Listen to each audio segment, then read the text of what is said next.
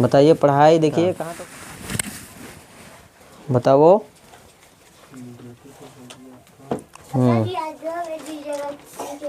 लगता है कि पढ़ाई जो है प्रेजेंट इंडेफिनिट टेंस के हाँ इंट्रोगेटिव ख़त्म हो गया है।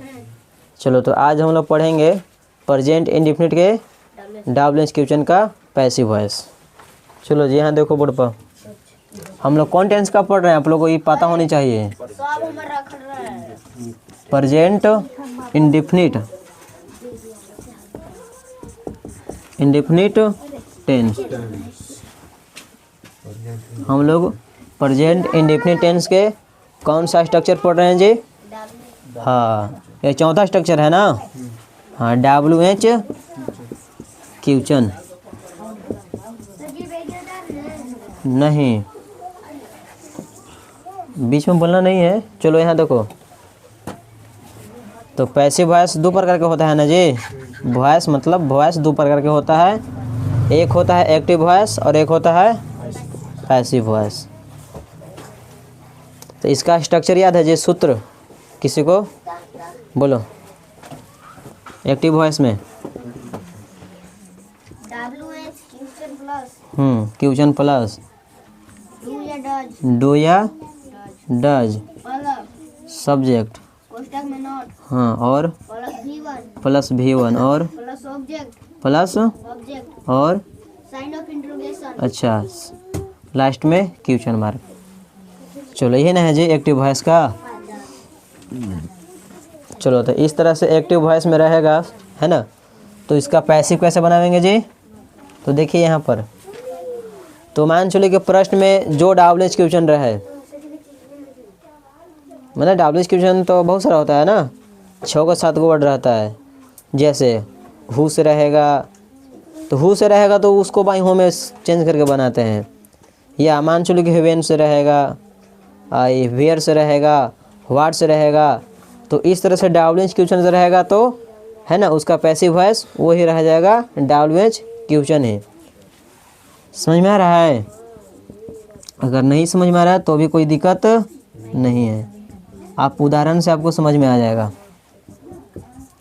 तो WH क्वेश्चन को लिखने के बाद इस ऑब्जेक्ट के अनुसार इसको ऑब्जेक्ट को देखने के बाद आपको पहले ही डिसाइड कर लेना है कि इस ऑब्जेक्ट के अनुसार क्या आवेगा, इज आवेगा कि इला आम आवेगा कि आर आवेगा। समझ में आ गया? ये आपको पहले ही क्या करना है, डिसाइड कर लेना है। इसके बाद ऑब्जेक्ट ना, ऑब्जेक्ट आप कोष्टक में नोट, क्योंकि प्रश्न में अगर रहता है नोट तो पैसिव वॉइस में भी हम नोट लिखेंगे, ठीक है। इसके बाद वर्ब के तीसरा फॉर्म और फिर बाई का प्रयोग करेंगे जी। और इसके बाद ऑब्जेक्ट नहीं सब्जेक्ट, जो स्टार्टिंग में रहता है वो कहाँ जाता है, लास्ट में, और जो लास्ट वाला स्टार्टिंग में आता है। तो यह आपका जो है सूत्र हो जाएगा। चलो एक यहाँ उदाहरण देखिए तो जैसे लिखें when do you play cricket. चलो यहाँ देखो जी, अभी आप यहाँ देखिए बोर्ड पर, ठीक है। तो प्रश्न क्या कर रहा है कि when do you play cricket, तुम क्रिकेट कब खेलते हो। तो हम लोग पहले क्या करेंगे, सबसे पहले छाटेंगे ना जी। सबसे पहले क्या करेंगे, छाटेंगे। तो बोलो इसको कैसे छाटेंगे, तो इसके अनुसार ना AB के अनुसार छाटेंगे ना जी, AB के अनुसार। तो इसमें क्या है, पहला WH क्वेश्चन है ना, इसका मतलब व्हेन है ना, ये समझो कि हमारा क्या है WH क्वेश्चन। समझ में आ गया? इसके बाद डू या डज किसी एक का प्रयोग होगा, तो यहाँ डू का प्रयोग हुआ है ना, ये वाला का, ये हो जाएगा कैंसिल आउट। समझ में आ गया? इसके बाद सब्जेक्ट, तो इसके बाद ये वाला है ना यू, तो समझो कि ये हमारा क्या है सब्जेक्ट। समझ में आ गया? आप कोष्टक में यहाँ देखो नोट है ना, इसमें एक नोट है नहीं, तो इसको कर देंगे कैंसिल आउट। इसके बाद V1, तो इसके बाद कौन है, प्ले है ना, यानी कि प्ले क्या हो जाएगा हमारा V1। समझ में आ गया? इसके बाद इसके बाद ऑब्जेक्ट, तो इसके बाद क्रिकेट है ना जी, तो क्रिकेट हमारा क्या हो जाएगा, क्रिकेट हमारा ऑब्जेक्ट हो जाएगा। अब बाकी तो प्रश्नवाचक चिन्ह तो इसमें तो है ही है, इतना क्लियर है ना सबके।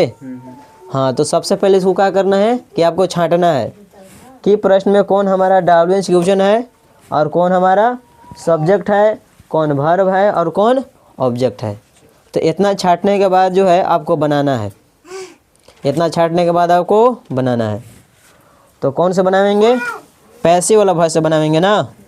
हाँ, तो बोलो कैसे बनाएंगे जी। तो इसका रूल पहले क्या बोल रहा है, डायवर्जेंस क्वेश्चन लिखने के लिए बोल रहा है ना जी। इसमें देख रहे हैं ना, ये बोला कि पहले आप डायवर्जेंस क्वेश्चन को लिखिए। तो प्रश्न में डायवर्जेंस क्वेश्चन कौन है, तो प्रश्न में डायवर्जेंस क्वेश्चन व्हेन है, तो पहले व्हेन लिखेंगे। समझ में आ गया सबके जी, समझ में आ रहा है। चलो इसके बाद इज या एम या आर, इस ऑब्जेक्ट के अनुसार लिखना है, इसमें से तीनों में से कोई, इस ऑब्जेक्ट के अनुसार ही आपको ये तीनों में से कोई एक को लिखना है। तो बोलो इसमें ऑब्जेक्ट कौन है, क्रिकेट है ना, तो ई क्रिकेट के अनुसार क्या आएगा, इज की एम की आर, इज आएगा ना। क्यों इज आएगा, क्योंकि क्रिकेट के लास्ट में ऐसा है नहीं है, तो हम किसका प्रयोग करेंगे, इज का प्रयोग करेंगे। अगर मान के चलो कि क्रिकेट में हम एस लगा दिए तो आर का प्रयोग करेंगे, है ना, लेकिन यहाँ एस नहीं है तो हम इज का प्रयोग करेंगे, ये वाला ना, ये वाला। अब बाकी ये दोनों कैंसिल आउट हो जाएगा ना। चलो इसके बाद ऑब्जेक्ट को लिखना है ना, तो इसमें ऑब्जेक्ट कौन है, क्रिकेट है ना, तो हम क्रिकेट को लिखेंगे। किसको लिखेंगे जी, क्रिकेट को लिखेंगे। और बोलो इसके बाद कोष्टक में नोट लिखा हुआ है, तो प्रश्न में है नोट, आंसर में नोट लिखेंगे नहीं, तो ये भी हमारा हो जाएगा कैंसिल आउट। इसके बाद वर्ब के तीसरा रूप, इसमें वर्ब कौन है, देखो कौन है, तो प्ले का तीसरा क्या होता है, प्लेड होता है ना, तो यहाँ प्लेड लिख देंगे। समझ में आ गया। तो तीसरा रूप यहाँ, वहाँ देखो यहाँ पर तीसरा रूप लिखने के बाद आपको बाई का प्रयोग करना है। किसका प्रयोग करना है, बाई का, तो यहाँ हम बाई का प्रयोग करेंगे। इसके बाद सब्जेक्ट, तो प्रश्न में सब्जेक्ट क्या है, यू है ना, तो बोलो यू के ऑब्जेक्ट होता है, नहीं होता है, यू के यूवे होता है, याद है ना जी। चलो इस तरह से आपको क्या करना है, बनाना है, लेकिन इसके लास्ट में भी प्रश्नवाचक चिन्ह दे देना है। समझ में आया। और यहाँ भी प्रश्नवाचक चिन्ह लिखा जाएगा, क्वेश्चन में भी प्रश्नवाचक चिन्ह, अब इसका आंसर में भी प्रश्नवाचक चिन्ह रहेगा। समझ में आ गया। तो आप इसको पहले उतारिए, उतारो तो जी। चलो जी यहाँ देखिए, इतना समझ में आएगा सबके। चलो अगर नहीं समझ में आया है तो कोई दिक्कत नहीं है। एक और उदाहरण देखिए, एक और, जैसे why do we read book. चलो जी यहाँ देखो, हाँ अभी उतारिएगा, अभी देरी में, ठीक ना, अभी आप उतारिएगा देरी में। अभी पहले समझ लेते हैं। एक और देखो उदाहरण, लिखें कि why do we read book. तो पहले इसको क्या करेंगे, छाटेंगे ना जी, क्या करेंगे, इसको छाटेंगे। किसके अनुसार छाटेंगे, तो इस ई वाला ए भी आप लोग देख रहे हैं, तो ए भी वाला जो स्ट्रक्चर लिखा हुआ है, सूत्र लिखा हुआ है, उसके अनुसार आपको प्रश्न को क्या करना है, छांट लेना है कि कौन हमारा सब्जेक्ट है, कौन वर्ब है और कौन ऑब्जेक्ट है। इसको छाटिए तो जी। इसमें क्या बोला पहले, डायवर्जेंस क्वेश्चन ना, इसमें डायवर्जेंस क्वेश्चन कौन है, तो ये अगर स्टार्टिंग में है तो स्टार्टिंग में है ना, तो समझो कि ये हमारा क्या है, डायवर्जेंस क्वेश्चन। समझ में आ गया। डायवर्जेंस क्वेश्चन को लिखने के बाद डू या डज, ये दोनों में से कोई एक का प्रयोग होल होगा। तो ये दोनों में से किसका प्रयोग होला है, डू का ना जे, यानी कि इसका प्रयोग होला है, इसका होगा नहीं होगा। इसके बाद सब्जेक्ट, तो प्रश्न में सब्जेक्ट कौन है, तो इसको लिखने के बाद यही ना है, समझो कि ये हमारा क्या है, सब्जेक्ट है। समझ में आया? इसके बाद कोष्टक में नोट, प्रश्न में नोट है नहीं है, ये हमारा क्या हो जाएगा, कैंसिल आउट। ठीक है, इसके बाद V1, तो इसको लिखने के बाद कौन है, ये वाला है ना, समझो कि ये हमारा क्या है, हाँ वर्ब, वर्ब यानी कि V1। इसके बाद ऑब्जेक्ट, तो इसके बाद कौन है, बुक, तो बुक हो जाएगा हमारा ये वाला यानी कि ऑब्जेक्ट। ऐसे करके आपको पहले छांट लेना है। और छांटने के बाद आपको पैसिव वाला जो फॉर्मूला है, जो आपका सूत्र है, उसके अनुसार क्या करना है, बनाना है। तो देखिए इसके अनुसार ना जी, चलो यहाँ देखो जी, तो इसका पैसिव में फॉर्मूला क्या लिखा हुआ है कि पहले लिखना है डब्ल्यू क्वेश्चन को ना, तो प्रश्न में डब्ल्यू क्वेश्चन कौन है, कौन है, वाई, वाई है ना, ये वाला वाई, तो इसी को लिखेंगे पहले ना जी। समझ में आया? इसमें बोला कि आप पहले डब्ल्यू क्वेश्चन के लिखिए, तो प्रश्न में हमारा डब्ल्यू क्वेश्चन वाई है, तो हम वाई को लिख देंगे। इसके बाद या तो ई जाएगा का जी, या तो ई जाएगा, या तो एम आवेगा, या तो आर आवेगा, किसके अनुसार, ये वाला जो ऑब्जेक्ट है उसके अनुसार। तो इस प्रश्न में हमारा ऑब्जेक्ट कौन है, बुक है ना जी, तब बुक के अनुसार बताओ, इस बुक के अनुसार ई जाएगा कि एम आवेगा कि आर आवेगा, ई जाएगा ना, क्यों ई जाएगा, क्योंकि लास्ट में एस नहीं है। अगर मान चलो कि हम यहाँ एस जोड़ देते हैं, चलो जोड़ देते हैं, ऐसे यहाँ जोड़ दिए, तो बोलो इसके लास्ट में एस जोड़ा है ना, तो एस जोड़ रहेगा तो किसका प्रयोग करेंगे, आर के, किसका प्रयोग करेंगे जी, ये वाला के ना, आर के। अब इसका प्रयोग होगा दोनों के, नहीं। समझ में आ गया? अगर एस लगा हुआ रहेगा तो किसका प्रयोग करेंगे, ये वाला आर के।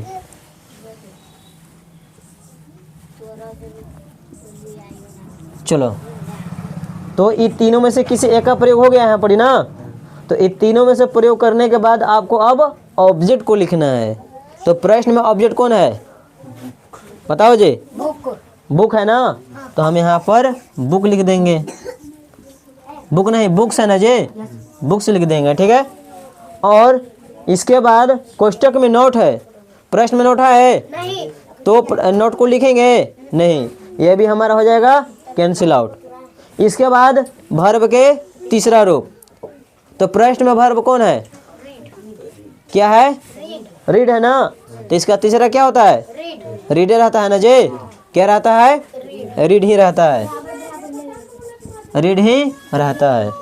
और तीसरा फॉर्म को लिखने के बाद किसका प्रयोग करना है, यहाँ देखो बाई के ना, तो यहाँ हम बाई का प्रयोग करेंगे, और बाई का प्रयोग करने के बाद सब्जेक्ट, तो प्रश्न में सब्जेक्ट क्या है, वी है ना, तो वी का ऑब्जेक्ट क्या होता है जी, वी के ऑब्जेक्ट अस होता है ना, चलो क्या होता है। अब इसके लास्ट में हाँ साइन ऑफ इंट्रोगेशन या प्रश्नवाचक चिन्ह दे देंगे। अगर प्रश्न में रहेगा प्रश्नवाचक चिन्ह, तो इसका आंसर में भी हो जाएगा प्रश्नवाचक चिन्ह। हाँ, तो इसको छोड़ना नहीं है चिन्ह वाला। समझ में आ गया? आप इसको पहले उतारिए, उतारिए, ये वाला मिलाइए, और यहाँ पर आप दो को बनाइए अभी तुरंत।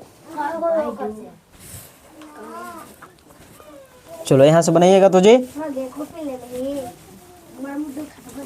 और यह आपका जो है प्रेजेंट इंडेफिनिट का पूरा ख़त्म हो गया।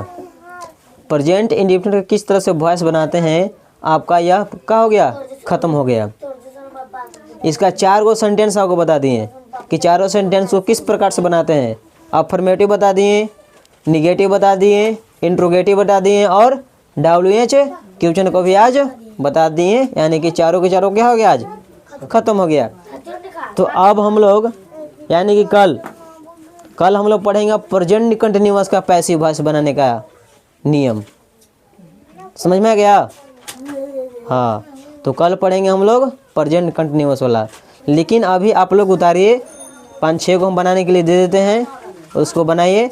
और जो इस वीडियो को देख रहे हैं उसको क्या करना है उनको कि इसका जो आंसर रहेगा उसको कमेंट में मेंशन कर देना है, कमेंट में आंसर को लिख देना है। लाइक सब्सक्राइब हाँ कर देना है।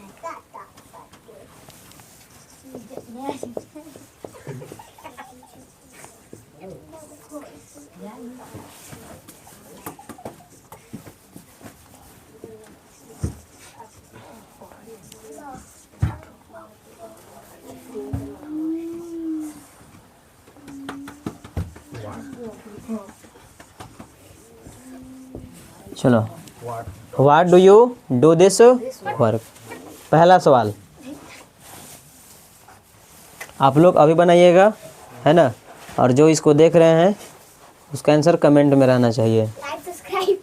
हाँ, दूसरा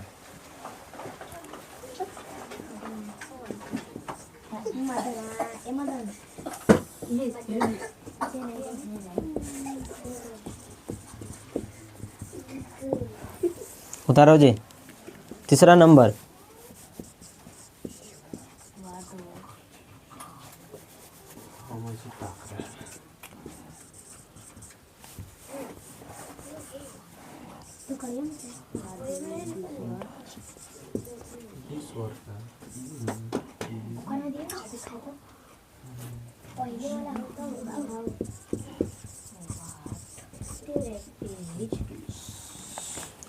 एक और जी, चौथा